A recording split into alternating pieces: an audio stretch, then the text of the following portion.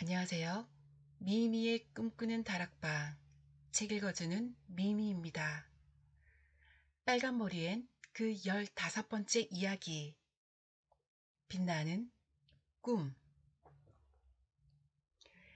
드디어 입학시험을 치르는 날이 되었다.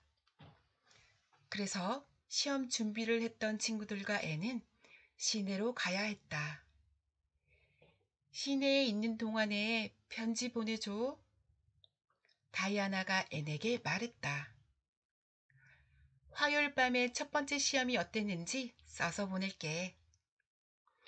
앤은 시내에 있는 동안 조세핀 할머니의 저택에 묵기로 되어 있었기 때문에 편지를 써주기로 했다. 이윽고 수요일이 되자 다이아나는 약속대로 앤이 보낸 편지를 받았다. 거기에는 앤의 독특한 필체로 시험에 대한 이야기가 자세하게 적혀 있었다. 금요일 저녁 앤은 시험을 마치고 돌아왔다. 애타게 기다리던 다이아나는 앤을 몇 년 만에 만난 것처럼 기뻐하였다. 앤, 잘 돌아왔어. 내가 시내에 간 며칠 동안이 몇 년처럼 길게 느껴졌어. 시험은 어땠니? 기아 외에는 모두 꽤 잘 치른 것 같아. 하지만 기아는 아무래도 틀린 것 같은 예감이 들어. 다른 사람들은 어때? 모두 떨어질 게 뻔하다고 말하긴 하지만 꽤 잘 치른 것 같았어. 그래도 결과가 발표될 2주 후까지는 아무도 알 수 없겠지. 2주일 동안이나 불안한 마음으로 맥없이 있어야 하다니 생각만 해도 견딜 수 없어. 괜찮아. 모두 합격할 거야. 걱정할 필요 없어. 좋은 성적이 아니라면 차라리 떨어지는 게 나아. 길버트를 이기지 못한다면 합격을 해도 분한 마음이 들 것이라는 앤의 생각을 다이아나도 잘 알고 있었다. 그러나 앤이 좋은 성적으로 합격하고 싶어 하는 데는 그 외에 또 다른 이유가 있었다. 그것은 매쉬와 마릴라를 위해, 특히 매쉬를 위해서였다. 매쉬는 언제나 앤이 섬 전체에서 1등을 할 것이다 라고 굳게 믿고 있었던 것이다. 그래서 반드시 1등은 아니더라도 적어도 10등 이내에 들어서 매슈가 기뻐하는 모습을 보고 싶었다.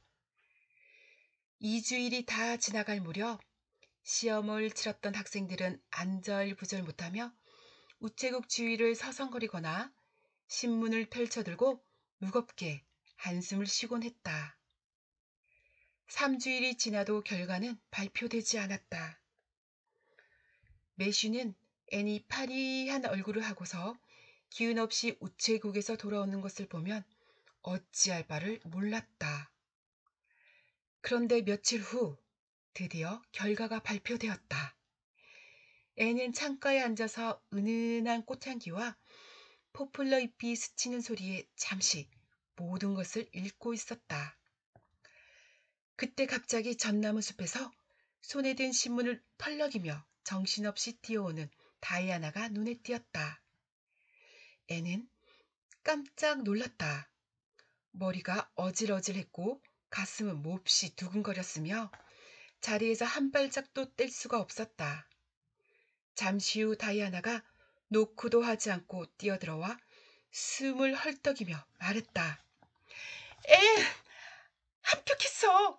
그것도 1등으로 말이야. 길버트도 같이 동점으로 합격했어. 그래도 내 이름이 더 앞에 쓰여 있어. 정말 잘 됐다.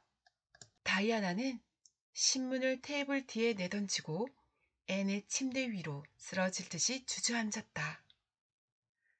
너무나 숨이 찼기 때문이었다.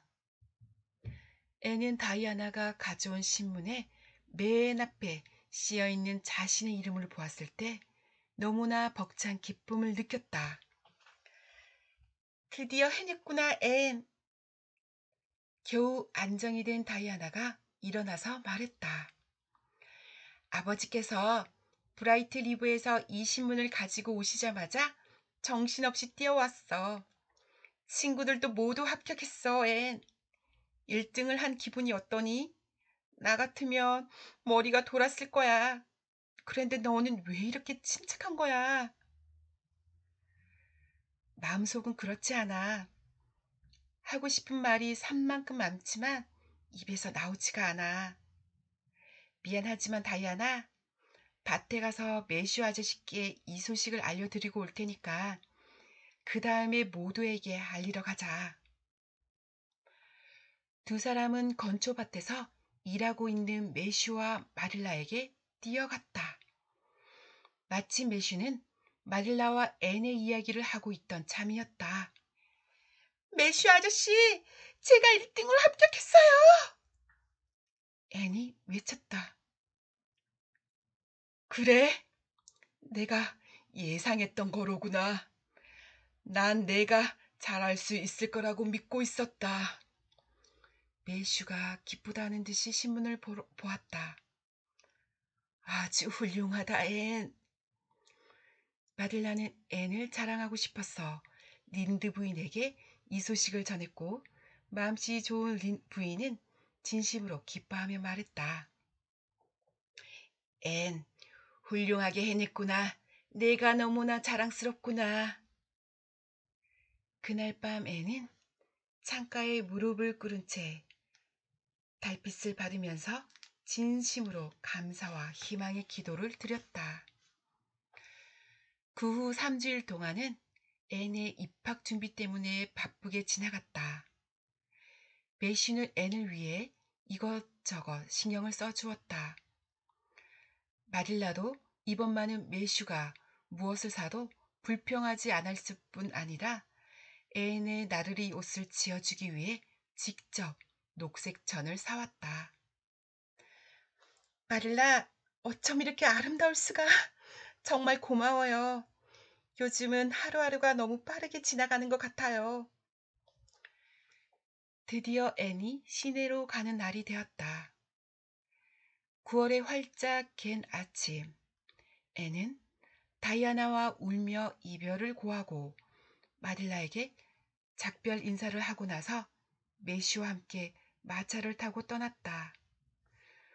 혼자 남게 된 마릴라는 하루 종일 닥치는 대로 일을 했으나 어찌 할 수 없는 쓸쓸함 때문에 계속 눈물이 쏟아졌다. 한편 새로운 생활에 발을 들여 놓은 애는 이번에도 길버트와 함께 경쟁을 계속하게 되었다. 애는 1년 과정을 마치고 교사 자격증을 받았을 때 반드시 좋은 성적을 거두어 금메달을 받겠다고 다짐했다. 그런데 함께 입학한 조지에게서 퀸 학교에도 에이브리 장학금이 나온다는 말을 듣자 애는 가슴이 두근거렸다. 에이브리 장학금이란 어느 부자의 유산으로 제정된 것으로 그 해의 국어학과 국문학 부분에서 1등을 한 졸업생이 그것을 받아 레드먼드 대학에 입학하게 되어 있었다. 1년 공부를 마치고 지방교사 자격증과 금메달을 차지하겠다던 앤의 지금까지의 목표는 에이브리 장학금을 타서 레드먼드 대학의 예술과에 들어가는 것으로 바뀌었다. 나는 반드시 에이브리 장학금을 타고 말 테야. 내가 문학가가 되면 매슈 아저씨가 얼마나 기뻐하실까. 목표를 갖는다는 것은 즐거운 일이야. 앤은 굳게 결심하며 중얼거렸다. 퀸 학교의 생활이 익숙해지면서 앤에게도 새로운 친구가 많이 생겼다. 앤은 열심히 공부도 하고 여러 가지 일을 하며 학창 생활을 마음껏 즐겼다. 특히 금요일 저녁은 앤에게 있어 일주일 중에서 가장 즐겁고 소중한 시간이었다. 마릴라가 매슈가 기다리고 있는 녹색 지붕의 집으로 돌아가는 날이기 때문이었다. 크리스마스 휴가를 마치고 앤과 친구들은 열심히 시험에 대비해서 공부를 했다. 어느덧 봄이 되고 애는 그동안 준비했던 모든 실력을 시험에 쏟았다. 시험 결과가 발표되는 날, 애는 제인과 함께 학교 앞까지 왔으나 창백한 모습으로 그 자리에 멈추어 섰다. 제인, 미안하지만 먼저 들어가서 게시판을 좀 보고 와줘.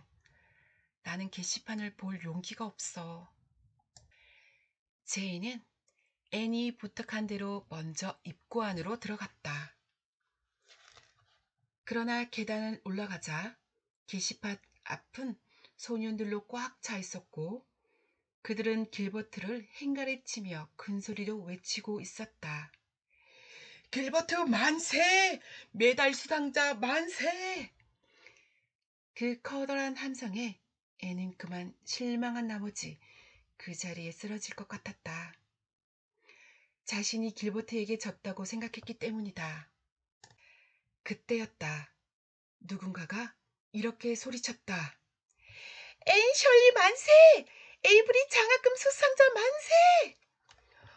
오, 앤! 내가 에이브리 장학금을 받게 되었어! 제인이 앤에게 달려들어 껴안았다. 두 사람은 순식간에 많은 친구들과 축하의 말에 둘러싸였다. 매슈 아저씨와 마릴라가 얼마나 기뻐하실까. 지금 당장 집에 알려야겠어. 앤이 제인에게 속삭였다. 졸업식에도 매슈도 마릴라도 참석했다. 두 사람의 눈은 별처럼 빛나는 눈을 가진 키가 큰 소녀에게로 쏠려 있었다. 제일 우수한 논문을 읽고 있는 앤을 가리키며 사람들은 저 아이가 에이브리 장학금 수상자예요 하며 소문거렸다. 저 아이를 키운 것은 정말 잘한 일이야 마릴라. 매슈가 살며시 말했다. 그런 생각이 든 것은 이번만이 아니에요. 마릴라가 만족스러운 듯 말했다. 그날 저녁 앤은 매슈, 마릴라와 함께 에번리로 돌아왔다. 사과꽃이 한창인 에번리 마을은 생기가 넘치고 신선했다. 다이아나가 녹색 지붕의 집으로 앤을 마중 나와 있었다. 앤은 행복에 겨워 주위를 둘러보았다. 다이아나, 집으로 돌아온다는 것은 정말 행복한 일인 것 같아. 그리고 다시 너의 얼굴을 볼 수 있게 되어 얼마나 기쁜지 몰라. 정말 훌륭해, 앤. 에이브리 장학금을 받았잖니. 레드몬드 대학에 갈 거지? 응, 가을이 되면. 길버트는 아이들을 가르칠 거래. 길버트의 아버지가 대학을 보내줄 형편이 못 되기 때문에 길버트는 자신의 힘으로 돈을 벌어야 하는 모양이야. 애는 길버트도 대학에 입학할 것으로 생각했었는데 그 말을 듣자 이상하게 서운한 느낌이 들었다. 다음날 아침 식사 때 애는 갑자기 매슈의 상태가 나빠졌다는 사실을 알아차렸다. 매슈가 바깥으로 나가고 나서 애는 머뭇거리며 마릴라에게 물어보았다. 마릴라, 매슈 아저씨가 어디 편찮으세요? 그래, 올봄에 심한 심장 발작이 일어나고 나서부터는 쉽게 회복이 되지 않는구나. 그것 때문에 나도 걱정이다. 애는 테이블 앞으로 몸을 내밀고 마릴라의 얼굴을 양손으로 감싸며 말했다. 마릴라도 별로 건강 상태가 좋은 것 같지 않아요. 너무 일을 많이 하신 탓이에요. 이제부터는 제가 집안일 할 테니까 푹 쉬세요. 마릴라는 사랑스러운 눈길로 앤을 바라보았다. 아니다. 머리가 조금 아파서 그래. 스펜서 선생님은 안경 이야기만 성가시게 자꾸 하시지만 아무리 안경을 바꾸어도 좋아지지가 않아. 6월 말경에 유명한 안과 의사가 시내에 온다니까 그때 진찰을 받아보려고 그러시는구나. 나도 그렇게 해야겠다고 생각하고 있어. 그건 그렇고, 너 요즘 아베이 은행에 대한 소문 들었니? 파산할 것 같다는 소리를 듣긴 했는데, 린드 부인도 그렇게 말했어. 그래서 매시 오빠가 몹시 걱정하고 계시단다. 우리 집의 재산이 전부 아베이 은행에 들어있거든.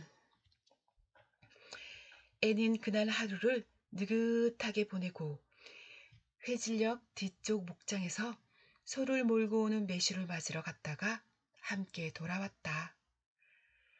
고개를 숙이고 느릿느릿 걷는 매슈에게 발을 맞추면서 애는 걱정스러운 듯이 말했다. 오늘은 일을 너무 많이 하셨어요. 매슈 아저씨, 일을 좀 적당히 하시지 그래요. 매슈는 나무로 된 문을 열고 소들을 들여다보내면서 말했다. 글쎄다. 일 때문에 그런 것 같지는 않구나. 그저 나이 탓이야, 앤. 만일 제가 남자아이였다면 지금쯤 아주 건장해져서 아저씨를 편하게 해드릴 수 있었을 텐데요. 앤이 슬프다는 듯이 말했다. 나는 12명의 남자아이보다 너 한 사람에 대해 더 만족한단다.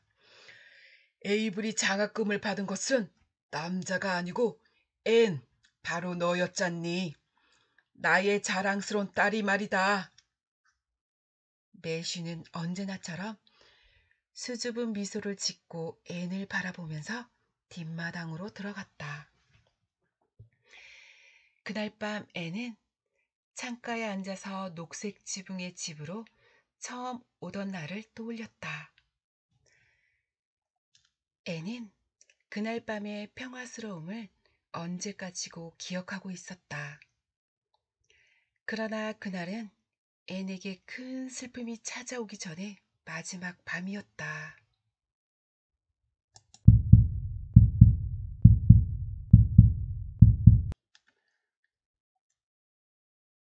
빨간 머리엔 그 16번째 이야기, 매슈 아저씨의 죽음. 오빠, 매슈 오빠, 왜 그러세요? 어디가 아프세요? 마릴라가 외치는 소리에 앤이 층계 아래로 뛰어내려왔다.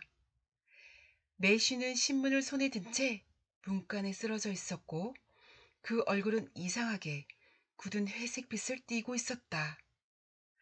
기절하셨어, 앤. 마틴을 불러라. 빨리, 빨리.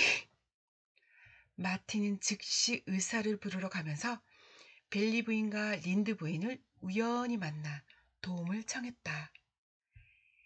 린드 부인은 이성을 잃은 마릴라와 앤을 진정시키고 매슈의 맥을 짚어보더니 읽고 눈물을 흘리며 말했다. 오, 오, 마릴라. 이젠 어쩔 도리가 없어요. 아주머니, 설마, 설마, 매슈 아저씨가. 애는 말을 잇지 못하고 얼굴이 창백해졌다. 그래, 앤, 돌아가신 것 같구나. 이 얼굴을 보거라. 나처럼 이런 얼굴을 여러 번 본 사람은 단번에 알 수 있단다. 애는 조용히 매슈의 얼굴을 보았다. 거기에는 죽음의 신이 다녀간 흔적이 역력히 나타나 있었다. 의사 선생님이 와서 매슈의 죽음은 갑작스럽게 덮친 충격 때문이라고 말했다. 그 충격의 원인은 매슈가 들고 있던 신문에 있었다. 거기에는 아베이 은행이 파산했다는 기사가 실려 있었던 것이다. 그 소식은 순식간에 에번리 마을 전체에 퍼져 하루 종일 사람들이 집으로 찾아와서 위로해주고 친절하게 일을 도와주기도 했다. 애는 자신의 방으로 들어간 뒤 매슈와의 여러 가지 추억이 떠올라 몸부림치며 울기 시작했다. 앤의 울음소리를 들은 마릴라도 방으로 들어왔다. 두 사람은 같이 울고 이야기를 나누며 서로를 위로했다. 이틀 후에 매슈는 그가 평생 갖고 오던 밭과 가스원을 지나 가까운 언덕에 묻혔다. 에버니는 다시 조용해졌고 녹색 지붕의 집에도 또 다른 하루가 지나갔다. 모든 것이 원래대로 자리에 잡혀 가는데 매슈의 모습만 보이지 않는다는 것이 앤과 마릴라를 더욱 슬프게 했다. 어느 날 해질 무렵 앤이 매슈의 무덤에 장미꽃을 갖다 놓고 돌아오니 마릴라가 현관 입구의 돌층계에 앉아 있었다. 앤도 그 옆에 나란히 앉았다. 아까 스펜서 선생님이 오셔서 안과 의사가 내일 시내에 오시니까 진찰 받으러 오라고 하시더구나. 그래서 내일 시내에 갔다가 오려고 하는데 혼자 있어도 괜찮겠니? 괜찮아요. 다이아나가 와줄 거고 집안일은 제가 잘 해놓을 테니까 안심하고 다녀오세요. 두 사람은 지난 일을 회상하며 이야기를 나누었다. 길버트가 학생을 가르친다는 것이 정말이니? 예. 앤이 짧게 대답했다. 어쩌면 그렇게 훌륭한 청년이 되었는지. 요전에 교회에서 길버트를 보았는데 그 아이의 아버지 조지 브라이스가 젊었을 때와 꼭 닮았더구나. 조지는 좋은 아이였거든. 우리는 참 사이가 좋았었지. 잘 어울린다는 소리도 곧잘 들었고. 어머, 그래요? 그래서 어떻게 되었나요? 그런데 어느 날 우리는 작은 오해 때문에 다투게 되었어. 조지가 사과를 했는데 내가 용서해 주지 않았지. 사실 용서해 줄 마음은 있었는데 괜한 마음에 받아들여 주지 않았어. 그 후로는 조지는 나에게 말을 걸어오지 않았지. 브라이스가 사람들은 모두 자존심이 대단히 강하거든. 하지만 지금은 그때 조지의 사과를 받아들이지 않은 것을 후회한단다. 마릴라도 그런 사랑 이야기가 있었군요. 그래. 나에게는 그런 추억이 없을 것처럼 보였겠지만 사람은 겉모습만으로는 알 수 없는 법이지. 그런데 요 전에 교회에서 길버트를 보니 그때 생각이 다시 나더구나. 다음날 시내에 갔던 마릴라는 몹시 실망한 표정으로 돌아왔다. 의사 선생님이 독서나 재봉을 완전히 그만두지 않으면 눈이 보이지 않게 될 것이라고 진단했기 때문이다. 그리고 나서 2, 3일 후에 카모티에서 가옥 중매인이 녹색 지붕의 집을 보러 왔다. 마릴라가 집을 팔려고 내놓았던 것이다. 마릴라는 앤이 대학으로 가고 나면 자기 혼자서는 눈이 안 보여서 집안 살림을 해 나갈 수 없기 때문에 집을 내놓았다고 했다. 그 이야기를 듣고 나서 앤이 단호하게 말했다. 집을 팔아서는 안 돼요, 마릴라. 저는 대학에 가지 않겠어요. 어떻게 마릴라를 혼자 있게 할 수 있겠어요. 지금까지 저를 위해 얼마나 고생을 하셨는데요. 저는 이미 결심을 했어요. 이제부터는 학교에서 아이들을 가르치려고 해요. 에번리 학교는 이미 길버트로 정해졌으니까 카모티의 학교로 가려고 해요. 그러니까 앞으로 제 걱정은 하지 마세요. 마릴라는 자기 때문에 앤을 희생시킬 수 없다며 반대했으나 앤의 결심이 굳은 것을 알고는 마지못해 허락을 했다. 앤이 대학에 가지 않고 학생들을 가르칠 것이라는 소문은 순식간에 에벌리 마을에 퍼졌다. 그 이야기를 들은 길버트가 자신 화이트 샌드 학교에서 가르칠 수 있도록 절차를 밟아놓고 에벌리 학교의 선생님 자리를 앤에게 내주었다. 어느 날 저녁, 앤은 매슈의 무덤에 가서 장미에 물을 주고 언덕을 내려오다가 휘파람을 불면서 지나가는 길버트와 마주쳤다. 길버트는 앤의 모습을 보자 휘파람을 멈추고는 정중하게 모자를 벗고 인사를 하더니 말없이 가려고 했다. 길버트, 나를 위해 선생님 자리를 양보해줘서 고마워. 그래서 내게 고맙다는 말을 꼭 전하고 싶었어. 앤은 멈추어 서서 길버트에게 손을 내밀고 얼굴을 붉히며 말했다. 길버트는 앤이 내민 손을 꼭 잡았다. 뭘, 대단한 일도 아닌데 너에게 조금이나마 도움이 되고 싶었을 뿐이야. 우리 이제는 친구가 될 수 있는 거니, 앤? 지난날의 일을 용서해줘. 사실 나는 그날 호수에서 널 이미 용서했는데 나 자신도 그것을 깨닫지 못하고 있었어. 그것을 깨닫는 순간부터 쭉 후회를 했지 뭐야. 그랬었구나. 이제 우리는 좋은 친구가 될 수 있을 거야. 그리고 서로에게 도움이 될 수 있을 거라고 생각해. 자, 이제 그만 가자. 집까지 바래다 줄게. 길버트가 몹시 기뻐하며 말했다. 앤이 집으로 들어가자 마릴라가 이상하다는 듯이 물었다. 너와 함께 오솔길을 걸어온 사람이 누구니, 앤? 길버트예요. 앤은 자신도 모르게 뺨을 붉히며 말했다. 너와 길버트가 그렇게 사이가 좋은지 몰랐구나. 마릴라는 앤을 보며 미소를 지었다.